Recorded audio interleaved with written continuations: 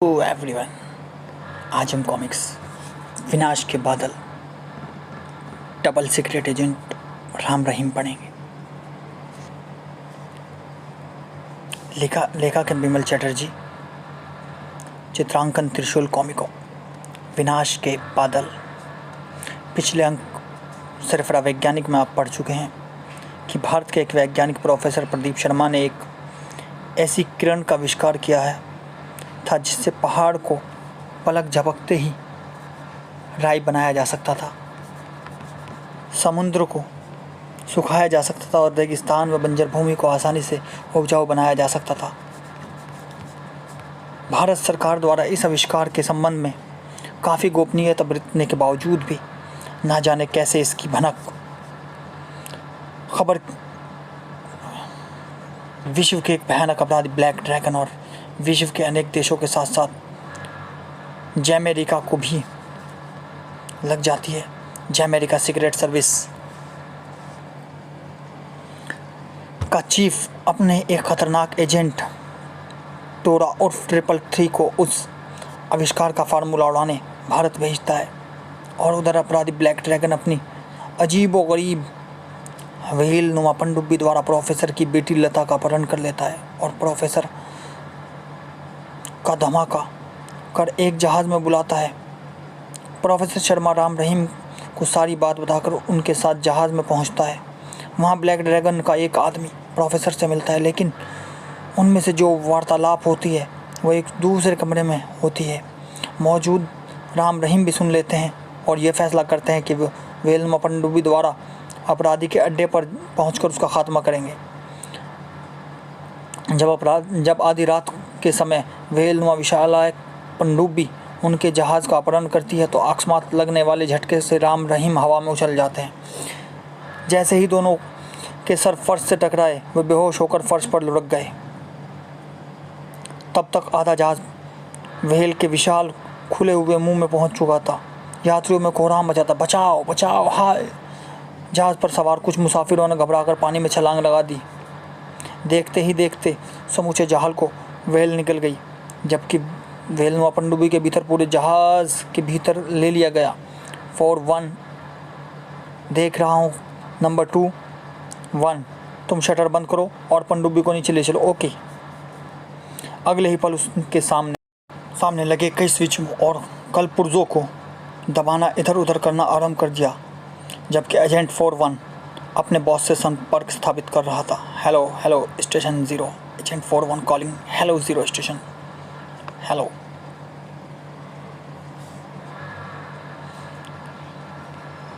शीघ्र ही उसके सामने लगी स्क्रीन पर एक व्यक्ति की तस्वीर उभरी।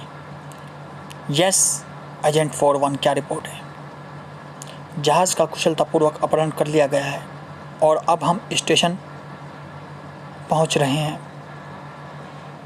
कोई सोच भी नहीं सकता था कि समुद्र के तल में उस किले के भीतर बस एक छोटे से शहर नुमा देश में भी आकाश होगा और उसमें एक छोटा सा सूर्य भी अपने नियत समय पर उदय व अस्त होता होगा। रात के समय चांद सितारे भी चमकते होंगे और यह सब उस छोटे से देश के बेताज बादशाह एक सर्वपुरे अपराधी वैज्ञानिक की दिमागी उपज होगी। लेकिन यह वास्तविकता थी। ये सारे अद्भुत आविष्कार एक सिर्फ वैज्ञानिक नहीं किए थे।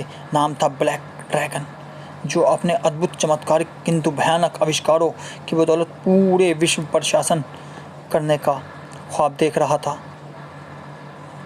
हा, अब वो दिन दूर नहीं, अब पूरे विश्व पर मेरा साम्राज्य होगा।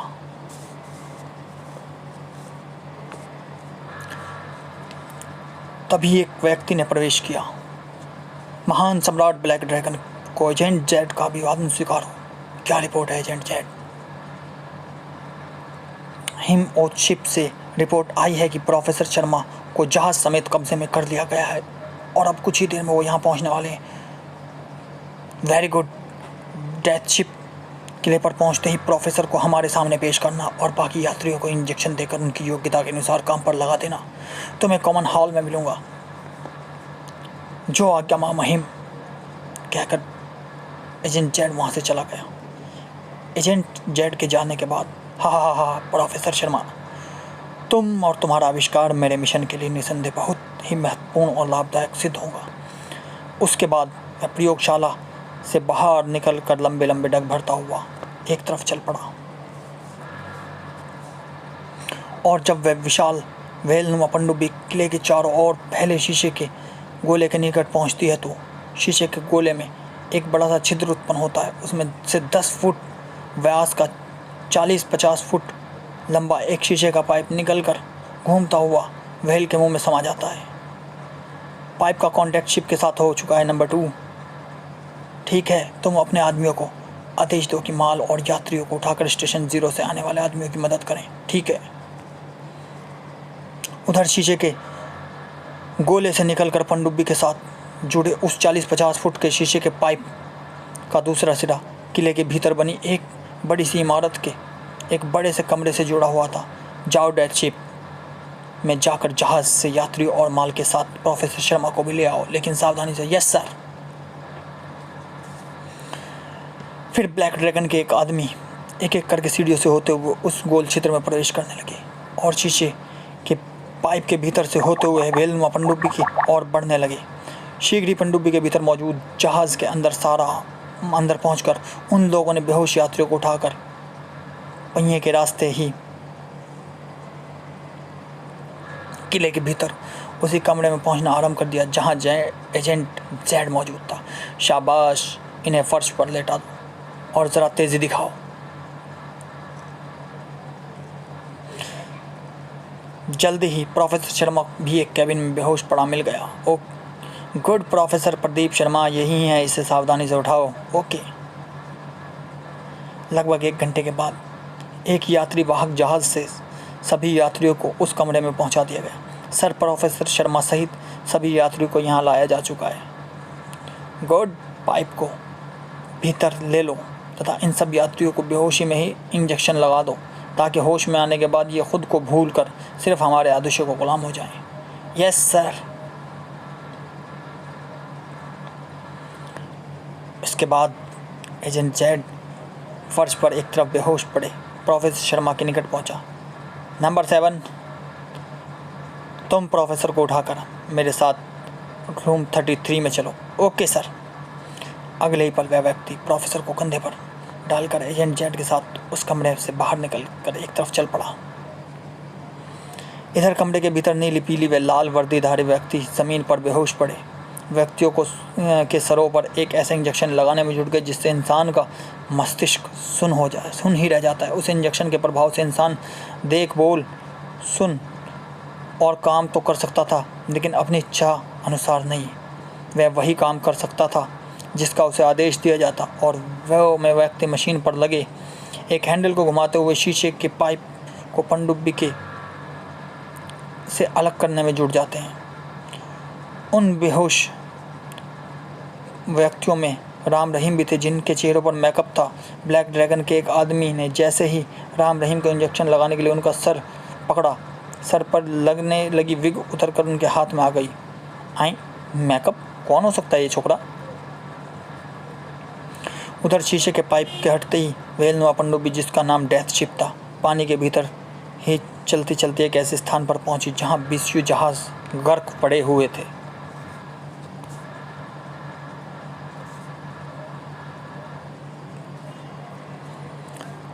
नंबर 21, जहाज़ को बाहर कर दो, उसके बाद हमें स्टेशन लौटना है। आज का मिशन आसानी के साथ सफल हो गया। अब माँ महिम के अगले आदेश तक हमारी छुट्टी ही छुट्टी रहेगी और कुछ दिन आराम में गुजरेंगे। हाँ, मैं भी दिन रात काम करता करता बहुत थकावट महसूस करने लगा हूँ और दिल से चाहता था कि कुछ दिन का आराम करने को मिल जाए। कहकर नंबर 21 ने अपने सामने फीट पर लगे हुए कुछ बटनों को एक एक करके दबाना आरंभ कर दिया। उन बटनों के दबाने से पहले यान का वेलनुमा मुँह खुला और फिर उसमें से धीरे धीरे वह जहाज़ बाहर निकलने लगा जिसका उन्होंने रात ही अपहरण किया था। शीघ्र ही डेथ शिप ने उस जहाज़ को वहाँ छोड़कर वापस लौट पड़ा। उधर किले के भीतर अब तक राम रहीम का भेद भी खुल चुका था। आश्चर्य है, ये दोनों छोकरे जहाज़ में मेकअप में क्यों सफ़र कर रहे थे?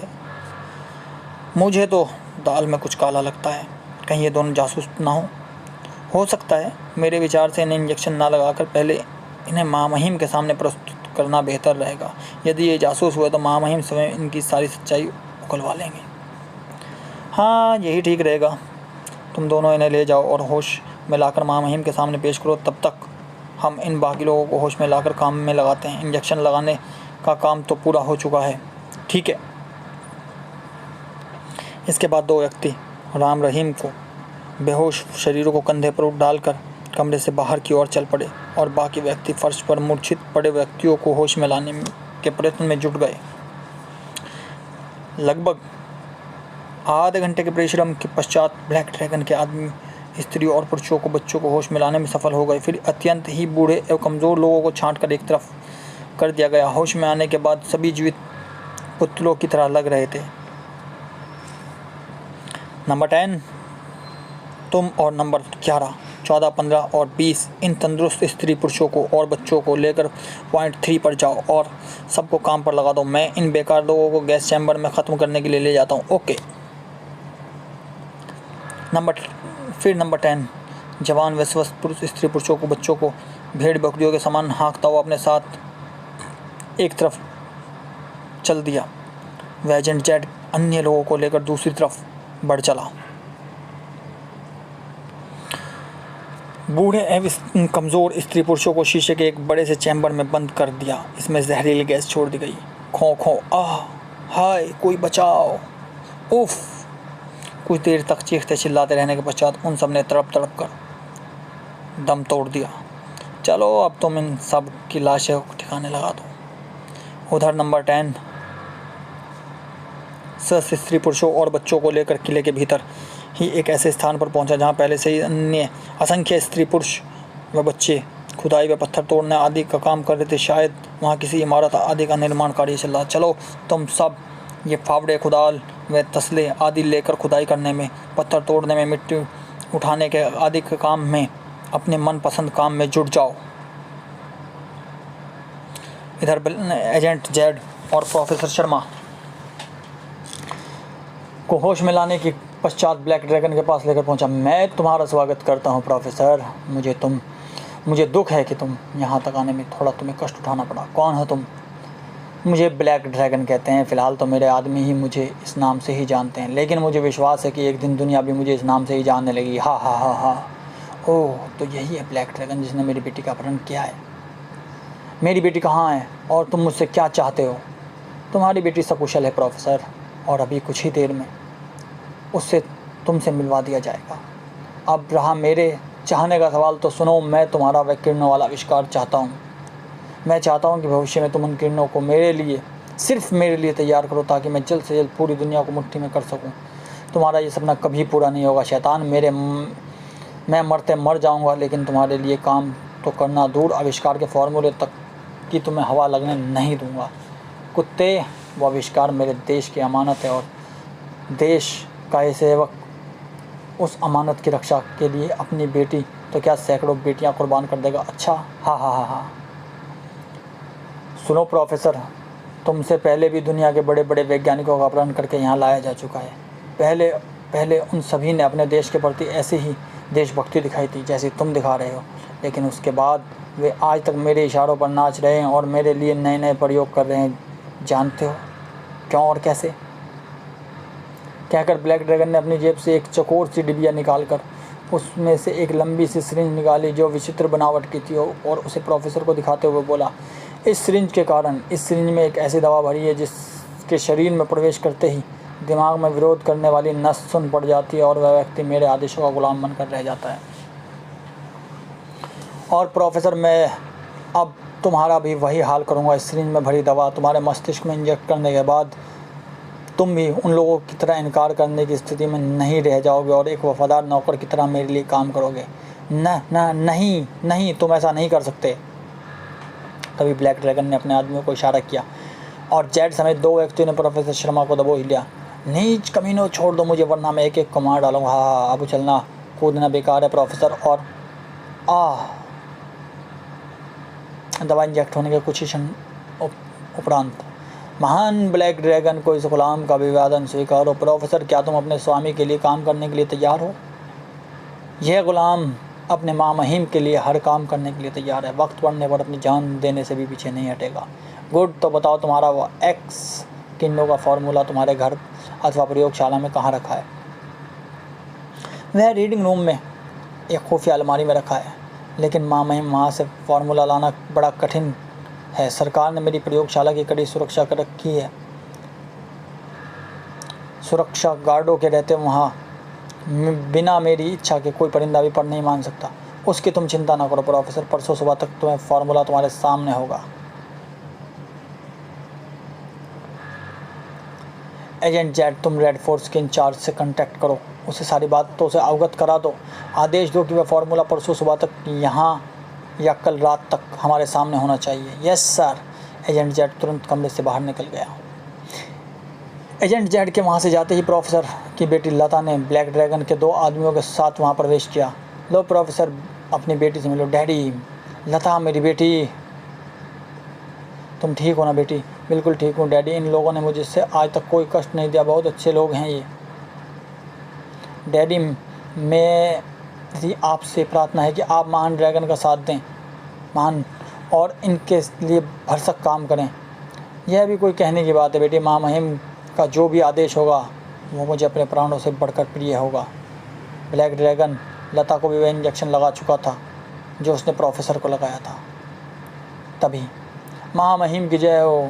अरे राम रहीम, और यहाँ महामहिम, ये दोनों छोकरे मेकअप में हमें उसी जहाज़ में मिले थे जिसमें प्रोफेसर को लाया गया था। ओह, तो इसका मतलब ये हुआ कि ये प्रोफेसर पर नज़र रखे हुए थे।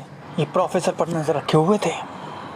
तभी प्रोफेसर चीख उठा, सावधान महामहिम, ये दोनों लड़के खतरनाक जासूस राम रहीम हैं और आपके सबसे बड़े दुश्मन हैं।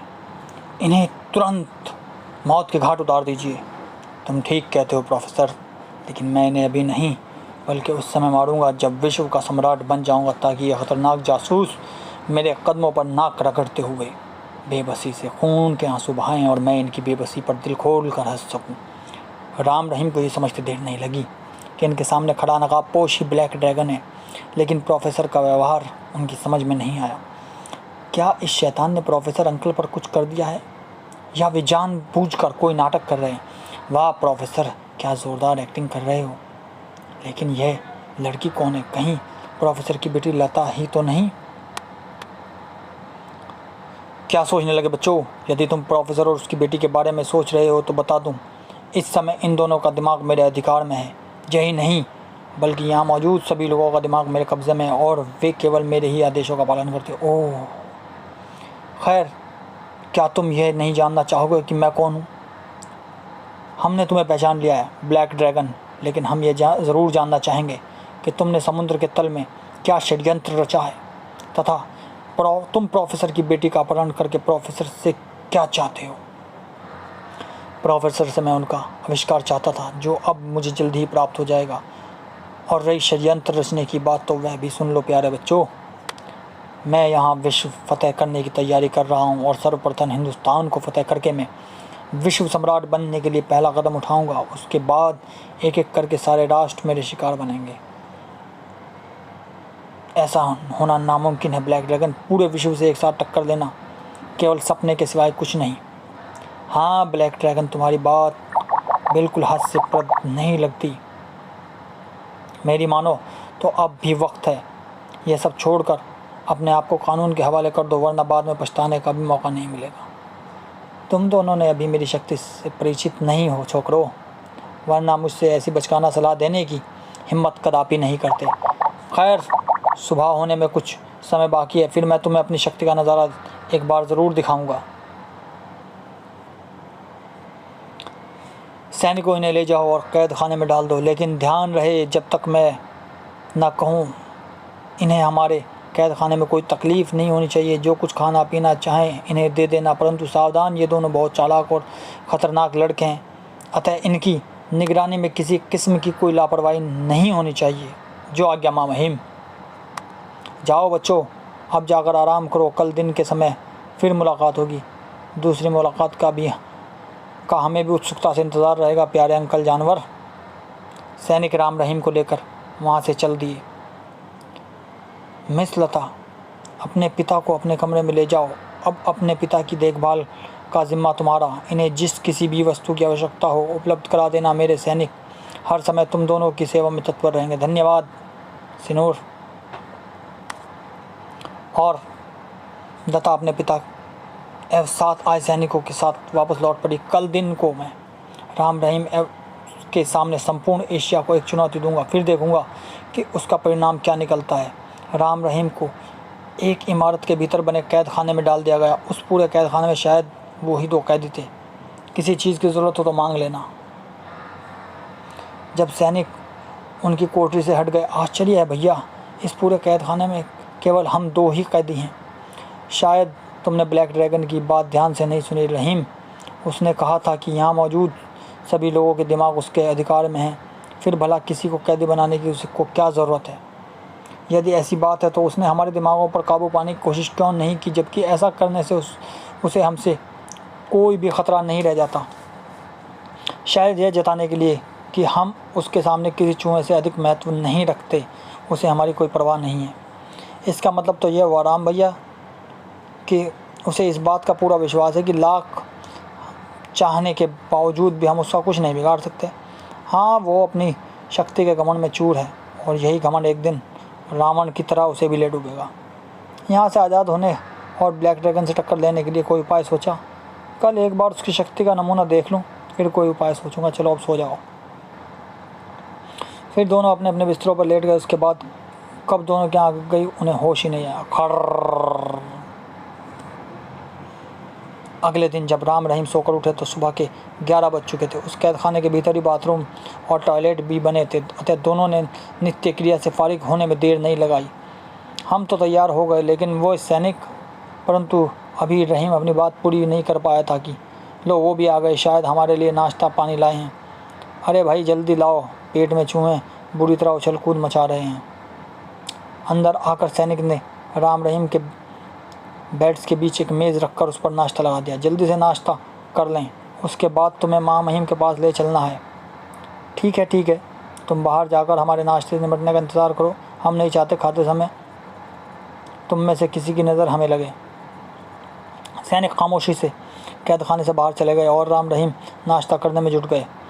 जब नाश्ते आदि से फारिग हुए तो सैनिक उन्हें संगीनों के साथ साय में कैद खाने से निकाल कर एक तरफ ले चल पड़े। कुछ देर बाद सैनिक राम रहीम को लेकर जिस कमरे में पहुंचे, वहां ब्लैक ड्रैगन के साथ साथ प्रोफेसर शर्मा और उनकी बेटी लता मौजूद थी। कहो प्यारे बच्चों, रात कैसी गुजरी? कोई तकलीफ़ तो नहीं हुई तुम्हें कैद खाने में? जहां तुम जैसे शैतानों का साथ इंसानों के रूप में मौजूद, भला वहाँ किसी को क्या तकलीफ़ हो सकती है प्यारे काले ड्रैगन?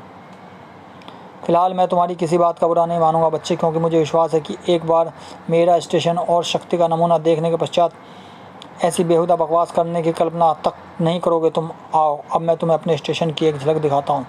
हाँ चलो भाई, हम भी देखना चाहते हैं कि आखिर तुम अपनी कौन सी मूर्खता पर इतना इतरा रहे हो। चुप रहो रहीम, ज़्यादा बोलना कभी कभी नुकसानदेह बन जाता है। राम और रहीम की बात सुनकर ब्लैक ड्रैगन मन ही मन मुस्कुराकर रह गया। फिर उसी इमारत के भीतर कई मार्गों से होकर प्रोफेसर, उनकी बेटी लता और राम रहीम के साथ एक ऐसे बड़े हॉल में जा पहुंचा जहां 20 व्यक्ति तरह तरह के प्रयोगों में जुटे हुए थे। उनके वहां पहुंचने पर ब्लैक ड्रैगन को देखते ही उन्होंने एक बार सर झुकाकर उसका अभिवादन किया और पुनः अपने कार्यों में जुट गए। इन लोगों को देख रहे हो राम रहीम, ये दुनिया के सर्वश्रेष्ठ, योग्य और महान वैज्ञानिक तथा इस समय मेरे लिए तरह तरह के अद्भुत आविष्कार प्रयोग करने में जुटे हुए हैं। जिस दिन इनके आविष्कार पूरे हो जाएंगे उस दिन मैं दुनिया का सर्वशक्तिमान व्यक्ति हो जाऊंगा। उसके बाद ब्लैक ड्रैगन उन्हें उस हॉल से लेकर एक दूसरे बड़े हॉल में पहुंचा। ये दुनिया के सबसे होनहार, बुद्धिमान और अपने काम में एक्सपर्ट इंजीनियर, मैकेनिक हैं जो मेरे लिए ऐसे ऐसे ख़तरनाक लड़ाकू विमान और रॉकेटों का निर्माण कर रहे हैं जो मन की गति से भी तेज़ रफ्तार से उड़ने में क्षमता रखते हैं। इस समय तो मैं इन्हें बनते हुए देख रहा हूँ, लेकिन जब ये तैयार हो जाएंगे और उड़ान भरेंगे तो इन पर दृष्टि रखना भी मुश्किल हो जाएगी।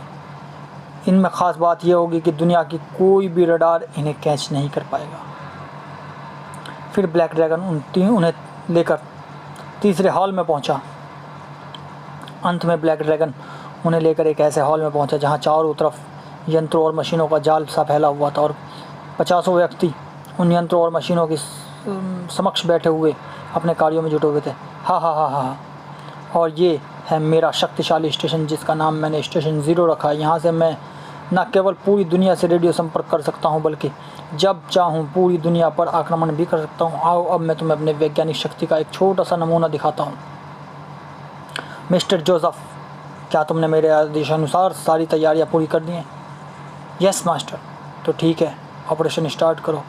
ब्लैक ड्रैगन के आदेश देते ही उस व्यक्ति ने अपने सामने लगे असंख्य बटनों और स्विचों में से कुछ पर खटाखट दबाना आरंभ किया। अगले ही पल स्क्रीन पर प्रकाशमान हो उठे और उसमें से प्रकाश, आकाश और सूर्य दिखाई देने लगे। देखो, यह तुम्हारी दुनिया का आकाश और सूर्य है। जोसेफ, विनाश के बादल सूर्य पर छोड़ो और दिन को रात में बदल दो। ओके मामा हिम। कहने के साथ ही जोसेफ ने पुनः कुछ बटनों को दबाया और उन बटनों के दबाते ही किले के चारों ओर बने शीशे के गोले के ठीक ऊपर एक ड्रैगन का मुंह निकल आया। फायर। ब्लैक ड्रैगन का कहना था कि जोसेफ ने एक और बटन दबा दिया। उस बटन के दबाते ही भयानक गड़गड़ाहट के साथ गोले और ऊपर उभरे ड्रैगन के मुंह से एक मछली नुमा रॉकेट निकला और गड़गड़ गड़गड़ समुद्र का सीना चीरता हुआ तीव्र गति के साथ ऊपर उठने लगा। पलक झपकते हुए मछली नुमा रॉकेट समुद्र से बाहर निकला और बिजली किसी कौंध के साथ आकाश की ओर बढ़ने लगा। लगभग 15 मिनट पश्चात सूर्य के निकट पहुंचकर वह मछली नुमा यान उसकी गर्मी से फट गया। धड़ाम। और फिर उस यान से निकलने वाले धुएं दरिया ने सूर्य को अपने भीतर छुपाना आरंभ कर दिया। हा हा हा हा। अब चंद ही मिनटों के भीतर पूरा भारत अंधकार में डूब जाएगा। इधर भारत की धरती पर दोपहर के समय एक शहर के भीड़ भाड़ वाले बाजार में लोगों बाग खरीदारी करके तेज़ गर्मी से बचने के लिए जल्द से जल्द अपने घरों में पहुंच जाना चाहते थे। तभी अचानक चारों ओर अंधेरा छा गया। लोगों की आश्चर्यचकित निगाहें अन्यास ही आकाश की ओर उठ गईं। अरे ये क्या, दिन में रात हो गई। हे भगवान, चांद तारे भी निकल आए। लगता है कोई आफत आने वाली है। मैं तो भागकर अपनी जान बचाऊं। आश्चर्य है, बादल की एक छोटी सी टुकड़ी ने सूरज को अपने पीछे छुपा लिया और रात जैसा वातावरण कर दिया। मुझे लगता है कोई भयानक खतरा हमारे देश पर मंडरा रहा है। यह कमाल बादल का ही है, एक आवारा टुकड़ी नहीं दिखा सकती। पास ही की एक दुकान पर रेडियो में बजने वाला गीत रुक गया और उसमें से एक संदेश प्रसारित होने लगा। लोग बाग आश्चर्य से ठगे हुए वह संदेश सुनने लगे। भारतवासियों, मेरी चेतावनी ध्यान से सुन लो। मेरा नाम ब्लैक ड्रैगन है। मैं सारी दुनिया को फतेह कर विश्व सम्राट बनने के लिए पैदा हुआ हूँ। मेरा एक अद्भुत कारनामा तुम सब इस समय देख रहे हो। यह मेरा एक छोटा सा परीक्षण है। वैसे यदि मैं चाहूँ तो अभी हमेशा के लिए पूरी पृथ्वी को सूर्य विहीन कर दूँ, तुम सबको मौत के घाट उतार सकता हूँ, लेकिन मैं ऐसा नहीं करना चाहता। भारत सरकार को सलाह देता हूँ कि वह 1 माह के भीतर मुझे भारत का शासक घोषित कर दे, वरना मेरा अगला कदम बहुत ही खतरनाक होगा। टेलीविज़न पर वह संदेश प्रसारित हो रहा था। ब्लैक ड्रैगन के संदेश के समाप्त होते ही सूर्य पर छाया हुआ बादल का टुकड़ा हट गया। सूर्य पुनः आकाश में चमकने लगा, परंतु इस चेतावनी के सुनने वालों के चेहरों पर सन्नाटा छाया हुआ था। अरे देखो, सूर्य निकल आया। हे भगवान, अब क्या होगा? यदि उसने वास्तव में सूर्य को हमेशा के लिए पृथ्वी से जुदा कर दिया तो प्रलय आ जाएगी। मेरी तो कुछ समझ में भी नहीं आ रहा है। ईश्वर जाने क्या होने वाला है। ब्लैक ड्रैगन की उस चेतावनी ने पूरी सरकारी मशीनरी को हिलाकर रख दिया। तुरंत ही बड़े बड़े अधिकारियों की आपातकालीन बैठक बुलाई गई, लेकिन किसी की भी समझ में नहीं आया कि वो ब्लैक ड्रैगन की दी हुई धमकी को विरोध में क्या कहे और क्या नहीं। स्वयं चीफ मुखर्जी भी परेशान थे। उफ, पता नहीं राम रहीम और प्रोफेसर शर्मा कहाँ और किस दशा में होंगे। यदि इस समय में होते तो ज़रूर इस गुत्थी को से छुटकारा पाने का कोई उपाय खोजते। जबकि समुद्र में सैकड़ों फीट नीचे ब्लैक ड्रैगन के स्टेशन 0 में। हाँ हाँ हाँ हाँ, देख लिया बच्चों, मेरी शक्ति का एक छोटा सा नमूना। इस तरह के 20 भयानक आविष्कार इस समय मेरी मुट्ठी में हैं। मैं चाहूँ तो पल भर में पूरी पृथ्वी पर प्रलय मचा सकता हूँ, उसे जन्मविहीन कर सकता हूँ।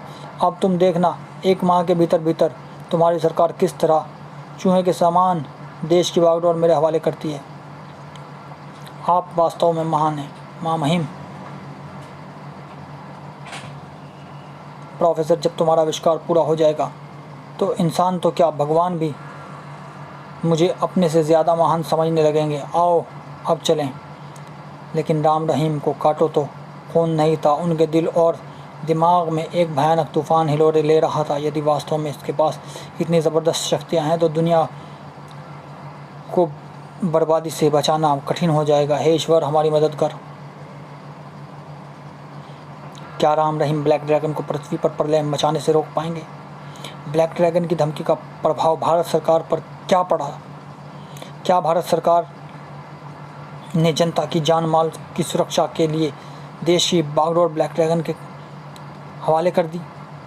नकाब के पीछे छिपा ब्लैक ड्रैगन वास्तव में कौन था? ये सवाल जानने के लिए वेट कीजिए और नेक्स्ट कॉमिक का इंतज़ार कीजिए। विश्व सम्राट ब्लैक ड्रैगन। और मैं आपसे कहना चाहूँगा कि प्लीज़ चैनल को सब्सक्राइब करें, लाइक करें और शेयर करें इसी तरह की कॉमिक्स सुनने के लिए, ताकि मैं आपके लिए और कॉमिक्स पढूं और सुनाऊं आप लोगों को। तो प्लीज़ लाइक, सब्सक्राइब और बेल आइकन ज़रूर दबाएं।